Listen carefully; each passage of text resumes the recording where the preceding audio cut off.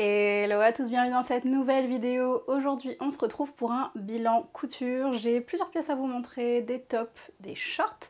Voilà, donc on se retrouve pour que je vous présente mes cousettes de ces derniers temps. Également j'ai le plaisir de vous dire que cette vidéo est sponsorisée par Lily Silk, donc merci infiniment à eux d'avoir fait appel à moi et de me faire confiance pour représenter la marque auprès de vous. Je ne sais pas si vous connaissez Lily Silk, moi j'avoue que je l'ai découvert au fur et à mesure du temps, surtout avec mes copines couture qui avaient déjà pu tester des produits chez eux et qui en étaient super contentes. Donc quand ils m'ont contactée, j'ai été vraiment ravie de pouvoir répondre favorablement à leurs propositions. Donc j'ai eu la chance de pouvoir choisir deux produits et un accessoire, donc deux produits vêtements et un accessoire. Le premier c'est celui que je porte maintenant, c'est un petit polo qui est vraiment très très joli. Qui se présente comme ça. Je vous ai fait des petits plans portés, je vous les montrerai, je vous les insérerai juste ici. C'est un petit polo qui est en 100% soie, donc c'est hyper agréable, hyper respirant, c'est une matière naturelle. Lily Silk, comme son nom l'indique, c'est une marque qui est spécialisée dans la soie. Ils ont ensuite décliné leurs produits et d'autres types de matières naturelles, notamment le cachemire pour les pulls en hiver. Et le second produit vêtement que j'ai pu choisir, c'est un pantalon. Et alors là, je suis en amour. C'est un pantalon 100% soie également, qui a une brillance et une qualité vraiment magnifique. C'est un pantalon de bureau, j'ai envie de dire, du workwear. C'est hyper approprié, c'est très intemporel comme coupe. Il s'appelle d'ailleurs le Timeless, qui est littéralement intemporel en anglais. Pareil, je vous mettrai des inserts portés, mais je voulais juste vous montrer la brillance et la fluidité de la matière. Et le dernier produit accessoire que la marque m'a gentiment envoyé, c'est cette ceinture. C'est une toute petite ceinture fine qui est en cuir. Et donc vous avez une boucle couleur or comme ça et un petit bijou de ceinture pardon, or également avec le logo de la marque. Et je trouve que ça finit très très bien sur un pantalon ou sur un short. Ça finit le look, c'est vraiment très sympa. Ce que je trouve hyper sympa, c'est que les produits arrivent dans des très jolis packaging, notamment la ceinture, elle arrive dans une petite boîte comme ça. Et après, les vêtements sont arrivés dans des petites pochettes cartonnées, vraiment très jolies. Donc ça fait de super emballages cadeaux également. La marque propose également les retours gratuits, donc si ça ne vous va pas, vous pouvez toujours changer la taille facilement. Donc ça, je trouve que c'est un vrai plus. C'est vrai que c'est pas le cas sur toutes les marques. Et acheter en ligne, on n'est jamais sûr de sa taille. Donc d'avoir l'option de retour gratuit, je trouve que c'est vraiment un bon point positif. Je vous invite donc à aller jeter un œil au site de la marque. Vous retrouverez donc les produits que je viens de vous présenter, mais plein d'autres.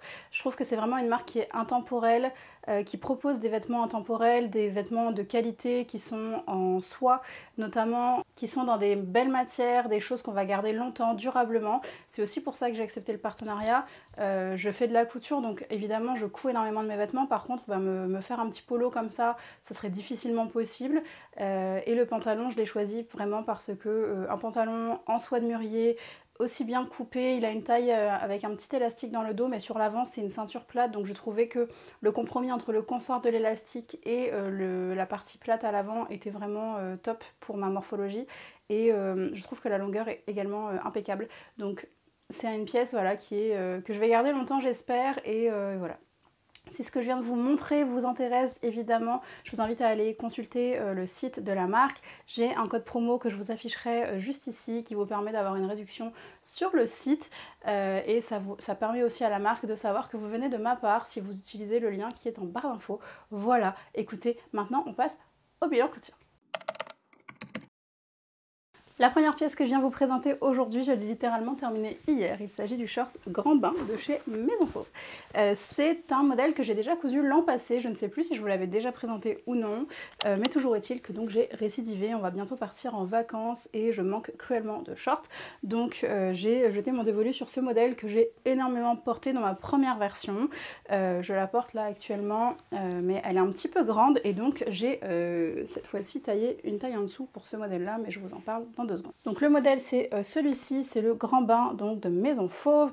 Vous allez voir, on reconnaît les caractéristiques de ce short. On a une poche avec un empiècement ici, une poche italienne mais avec une forme un petit peu arrondie qui est très sympa. On peut venir agrémenter l'entrée de poche d'un petit bouton. Donc sur ma première version je l'ai fait, sur celle-ci je ne l'ai pas fait. Ça reste tout à fait plaqué, mais vous voyez cette forme de poche elle est vraiment très originale, très sympa. Vous avez également 2 plis couchés sur le devant, vous avez 2 pinces sur le haut des fesses avec des rabats de poche, mais ce sont des fausses poches sur les fesses, il n'y a pas de poche à proprement parler. Personnellement, j'ai fixé les rabats de poche avec un petit point à la main pour qu'ils ne se décollent pas, pardon. Vous avez donc ensuite une ceinture et des petits passants. Il y en a 3, donc 2 à l'avant et 1 au milieu dos. Et ce short se ferme avec un zip invisible sur le côté. Il est assez invisible, perfectible là sur le haut, mais honnêtement il descend jusqu'ici et on ne le voit pas. Donc une fois que je porte une petite ceinture, justement, on ne verra rien. Une fois ouvert à l'intérieur, ça donne ça. Donc j'ai plaqué évidemment le zip sur la marge de couture et je voulais vous montrer la finition intérieure de la ceinture qui vient donc refermer le haut du zip et ça fait donc une finition très propre une fois le short fermé là en haut. Hop. Voilà. Que vous dire de plus? Ce short, je lui ai fait donc des ourlets que j'ai piqués à la main. Ensuite, je les ai cousus à la main pour que ce soit invisible sur l'extérieur.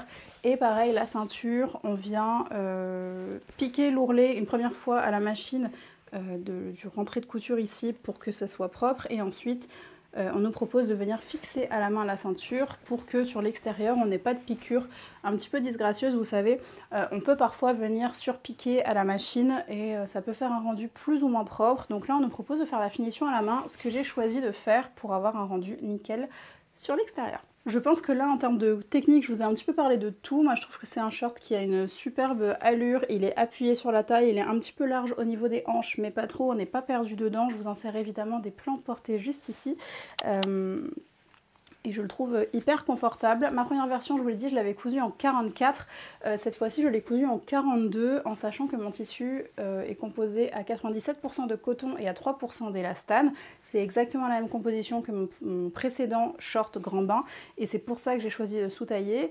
Si je devais le coudre dans un tissu 100% chaîne et trame sans aucune élasticité, je resterais sur la taille 44. Donc mon tissu ici, c'est une gabardine de coton et élastane qui vient de chez Tissus de Rêve.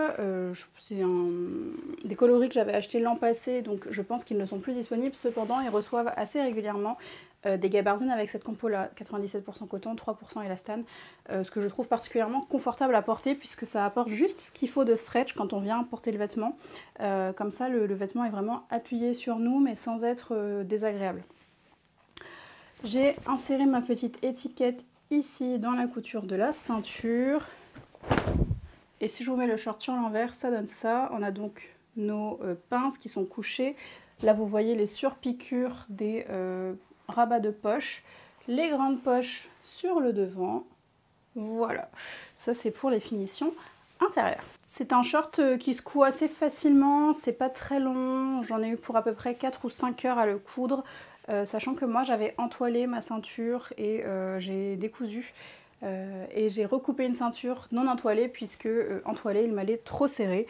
Donc là je l'ai repris, j'ai recoupé une bande pour faire la ceinture et comme ça et ben, je suis beaucoup plus à l'aise dedans. En termes de coût, ce short m'a pas coûté grand chose, il était vendu 5,90 € ou 6,90 € du mètre et j'ai utilisé 1 mètre de tissu. Donc j'ai pas de chute et j'ai passé tout ce qu'il me fallait là-dedans. Et ça fait vraiment un short pas très cher. Le zip, je sais plus d'où il vient, c'était des lots de zip que j'avais acheté il y a un petit moment. Mais voilà, si on veut arrondir à 8 ou 10 € le short, je pense que c'est bien le maximum. Je compte jamais le coût du patron, mais les patrons chez Maison Fauve sont vendus, je crois, en pochette 17,90 ou 18,90 maintenant. C'est mon deuxième exemplaire, voilà. Je vous laisse faire votre petite tambouille de calcul, mais grosso modo, hors patron, c'est un modèle à moins de 10 € en termes de tissu mercerie. J'enchaîne rapidement sur une couture homme puisque c'est un modèle que je vous ai présenté maintes et maintes fois, mais juste comme il est cousu, j'avais envie de vous le présenter. Il s'agit du t-shirt Hercule de chez Urban Ferry que j'ai cousu pour mon mari. Je crois que la taille c'est L ou XL, c'est toujours la même, c'est toujours le même modèle. J'avais juste envie de vous le montrer parce que je trouve que c'est très satisfaisant de voir voilà, le t-shirt cousu. Je vous ai présenté le tissu il n'y a pas si longtemps. Il vient également de chez Tissus de Rêve, c'est du jersey de coton. J'ai un doute sur le prix, mais j'ai envie de dire que c'est 6 ou 9,90 € le mètre. Il me faut 1,10 m pour lui faire les t-shirts. C'est du coton. bien extensible, je crois qu'il y a un peu d'élastane dedans, je pense que c'est 95% coton, 5% élastane. Donc le rendu c'est ça, il est kaki, donc avec des bandes, des petites bandes comme ça hachurées crème, c'est vraiment très joli. J'ai eu envie de vous présenter celui-là tout particulièrement parce que je lui ai fait une bande de propreté à l'encolure. J'ai choisi un biais léopard, mais bon ça c'est goût personnel et surtout j'ai fait avec ce que j'avais à la maison, mais je trouve que ça rend vraiment bien. Donc j'ai posé ici la bande de propreté, j'ai glissé mon étiquette à l'intérieur et j'ai surpiqué. Donc ici vous voyez qu'on n'a plus du tout de stretch dans l'encolure, donc attention, si vous n'en avez jamais posé, on la pose que de la couture d'épaule à la couture d'épaule opposée et tout l'avant. Et en surjet ou en point de couture, on ne pose pas de bande de propreté sur le devant. Ça permet d'avoir une jolie finition puisque l'encolure dos est plus haute que l'encolure devant et donc d'avoir un joli vêtement quand on l'attrape et quand il est plié. Voilà pour les détails. Sinon rien de particulier, comme d'habitude je rallonge le t-shirt de 5 cm et j'ai fait les ourlets à la recouvreuse comme vous en avez l'habitude maintenant. Donc ça donne ça sur l'endroit et hop, ça sur l'envers. Voilà pour ce t-shirt Hercule d'Urban Ferry. Le prochain modèle que j'ai à vous présenter, c'est ce vêtement-ci, c'est le top Yushu de chez Fibre Mood. Donc il est issu de cette édition-là de Fibre Mood, c'est la numéro 25 de septembre 2023. Et le modèle à la base, c'est une robe ou un top, on le voit en 4e de couverture juste ici. Donc voici les versions proposées par Fibre Mood. Le dessin technique, c'est celui-là. Donc il est difficulté 1 sur 5 et il est dispo du XS au triple XL, on est à l'habitude avec Fibre Mood. Donc le vêtement, si je vous l'approche un petit peu, il s'agit donc d'un haut en matière extensible jersey avec la particularité d'avoir 2 plis couchés ici sur l'encolure. Et on a exactement les mêmes dans le dos. Et ensuite, on a un jeu de plis au niveau de l'épaule qui crée une forme un peu d'épaulette. Normalement, le patron prévoit d'insérer une épaulette dans le t-shirt.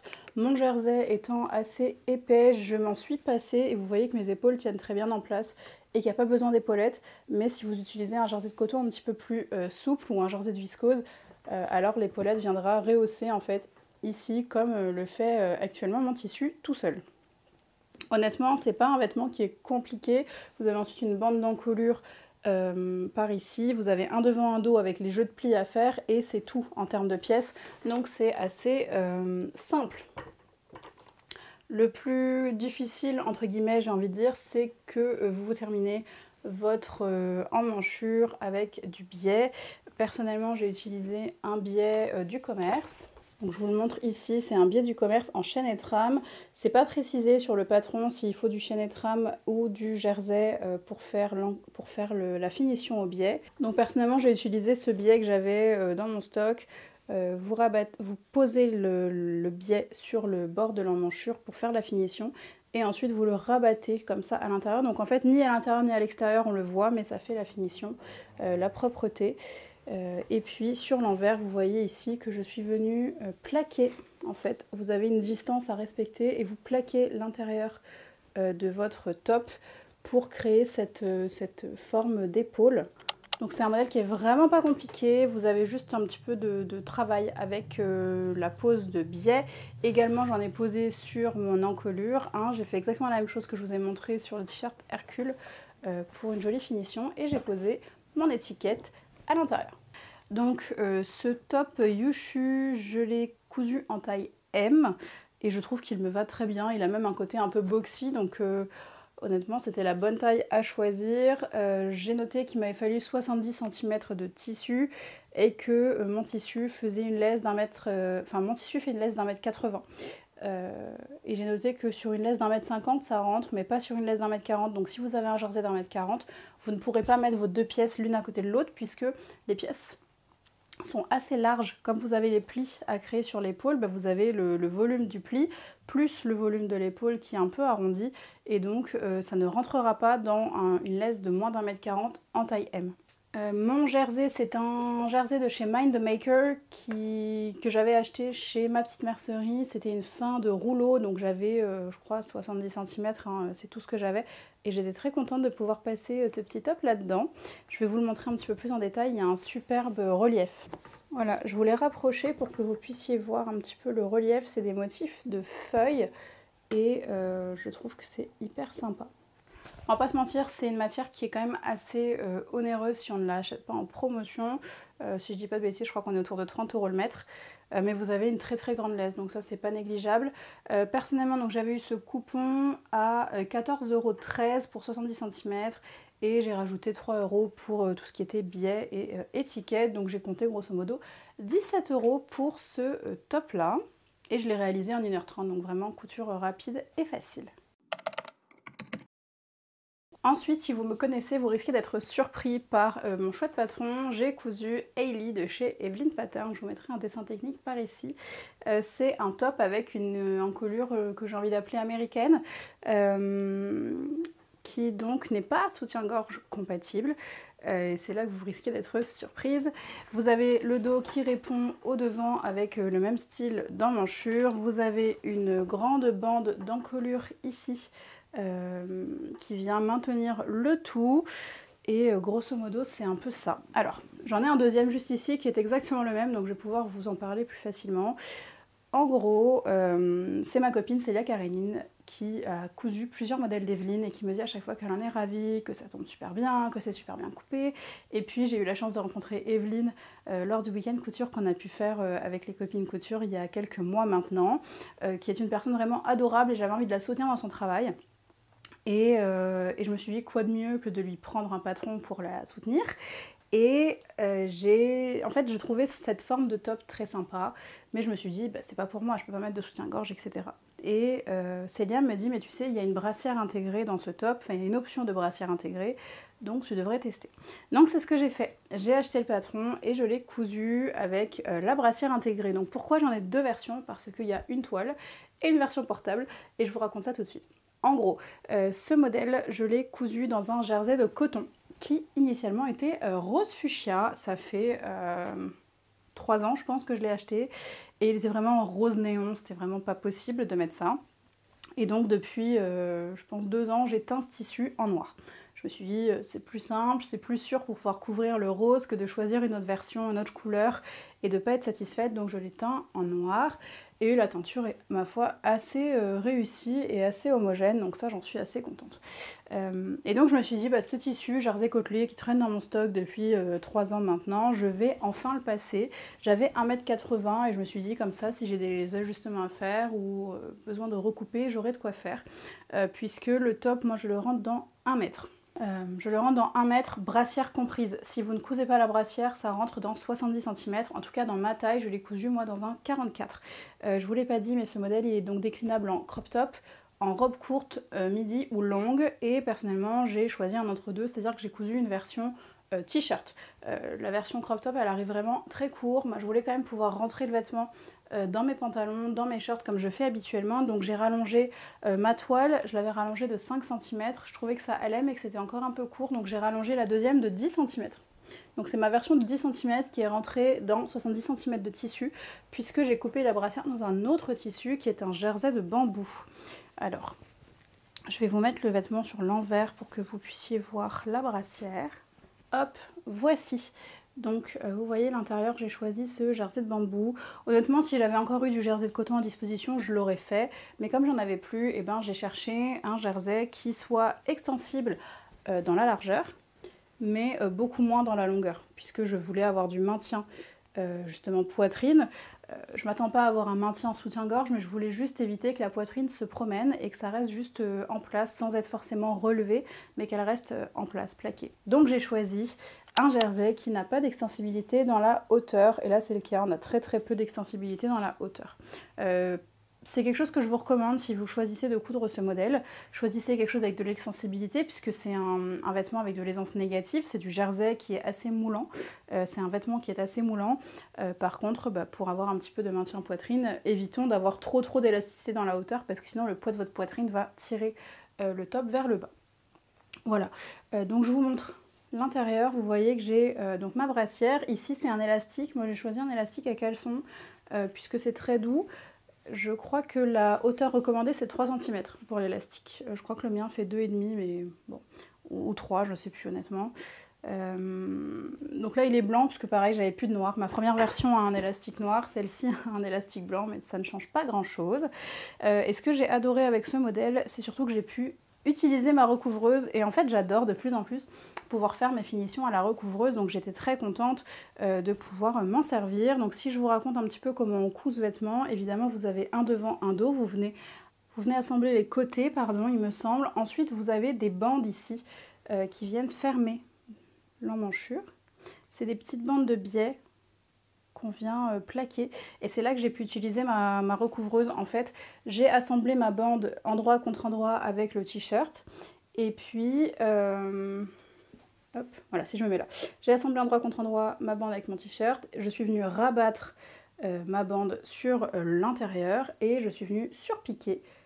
Je pense que vous ne le verrez pas, mais ici avec ma recouvreuse, et donc il y a un petit point de recouvrement à l'arrière. Je trouve que c'est super propre, ça fait vraiment très très commerce en fait, ce type de finition, d'avoir la petite bande de propreté sur les emmanchures. Le col, idem, je l'ai assemblé, puis recouvert, j'ai utilisé un point de recouvrement ici, et puis j'ai fait mon ourlet à la recouvreuse. Hop. Également pour l'élastique, je l'ai assemblé à la surjeteuse endroit contre endroit et puis je suis venue piquer pour le maintenir en place. Ici vous avez deux points comme de l'aiguille double de recouvrement, c'est hyper extensible et au dos ça donne ça. Pourquoi j'insiste sur la recouvreuse? Juste pour celles d'entre vous peut-être qui en auraient une et qui ne s'en servent pas ou qui ne savent pas trop où s'en servir, puisque c'est vrai que la majorité des patrons qu'on achète, elles nous parlent de machine à coudre et de surjeteuse, mais rarement, voire jamais, de recouvreuse. Et au début, c'est vrai que quand j'ai acheté ma recouvreuse, à part faire des ourlets, je ne savais pas trop quoi faire avec.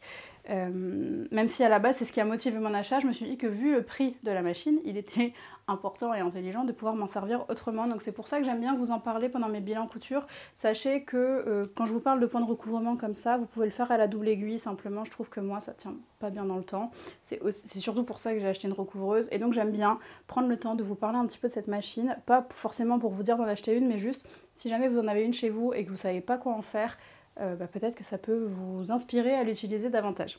Donc je vais vous parler un petit peu du fit du modèle. Personnellement maintenant j'en suis très contente post-modification. Donc la première version m'a servi de toile qui n'est absolument pas portable. Sur moi en fait, vous allez le voir en fait parce que ça fait la même chose sur mon mannequin. Vous avez voilà, trop de volume.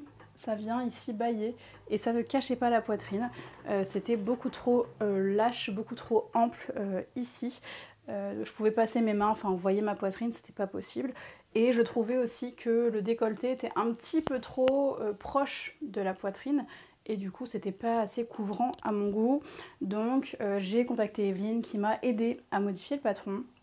Donc si ça peut vous aider, moi je fais 100 cm de tour de buste et 80 cm de tour de taille.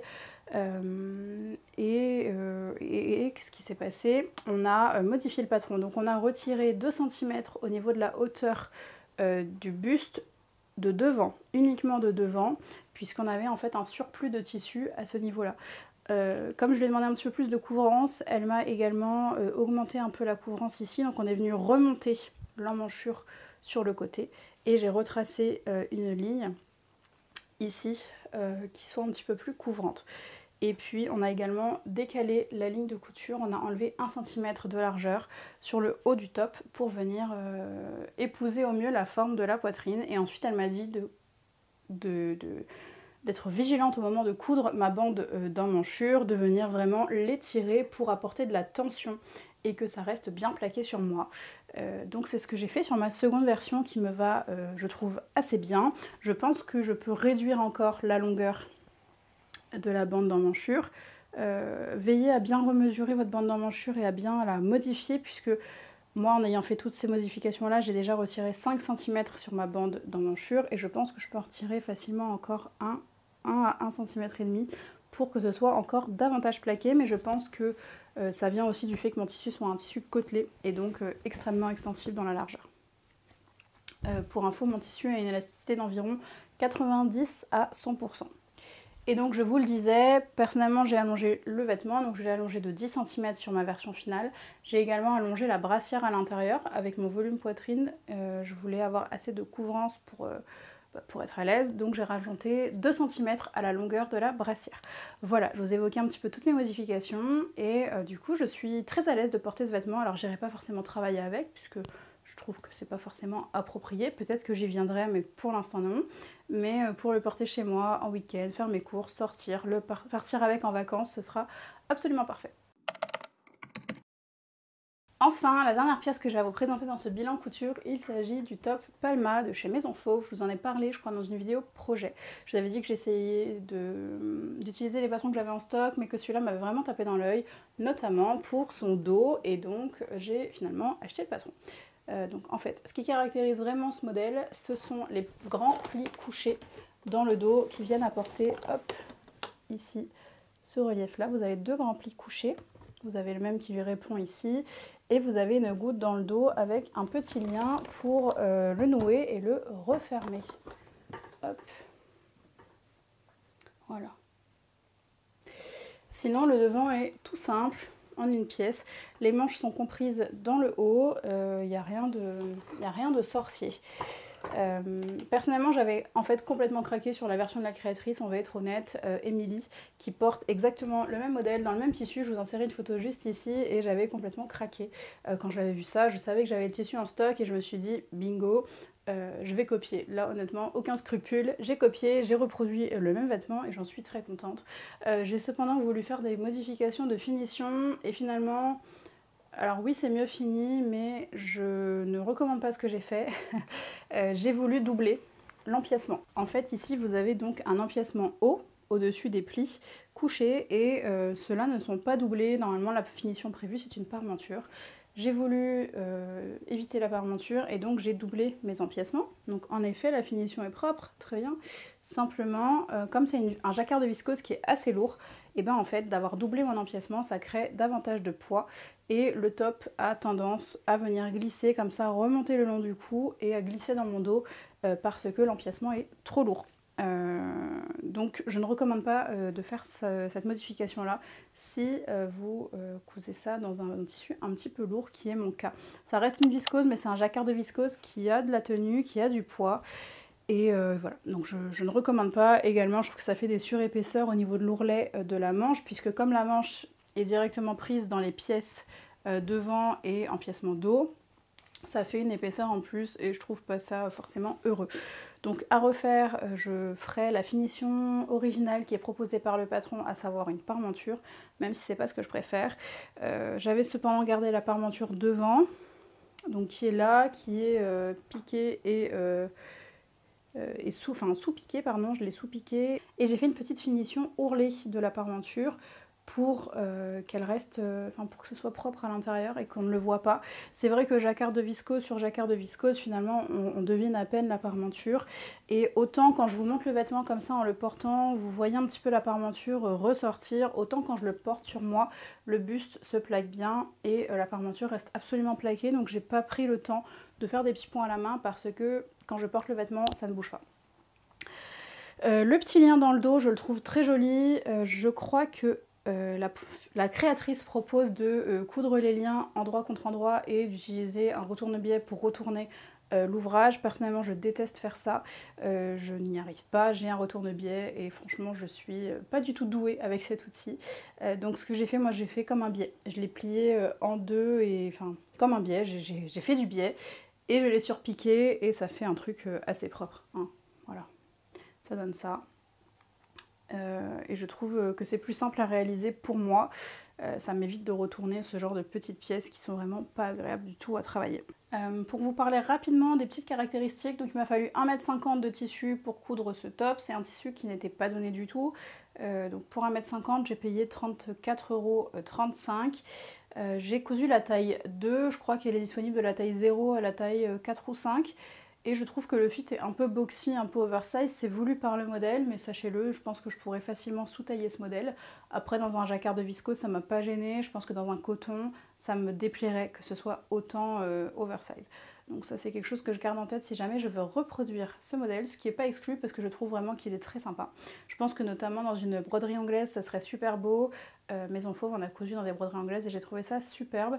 Mais je doute justement parce que je ne veux pas doubler les empiècements dos comme je vous l'ai dit, mais la finition proposée c'est une parmenture, la broderie anglaise c'est un peu transparent, c'est ajouré, donc je doute quant à la finition à employer, peut-être du biais, peut-être un biais d'encolure, à réfléchir.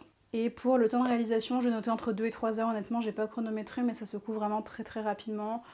Le plus long ayant été peut-être de faire les petites spaghettis là au niveau de l'encolure, mais sinon rien de particulier. J'ai noté que c'était facile et voilà, de ne pas reproduire mon erreur sur le fait de vouloir agrémenter les finitions et finalement d'être un petit peu embêtée au porté du vêtement.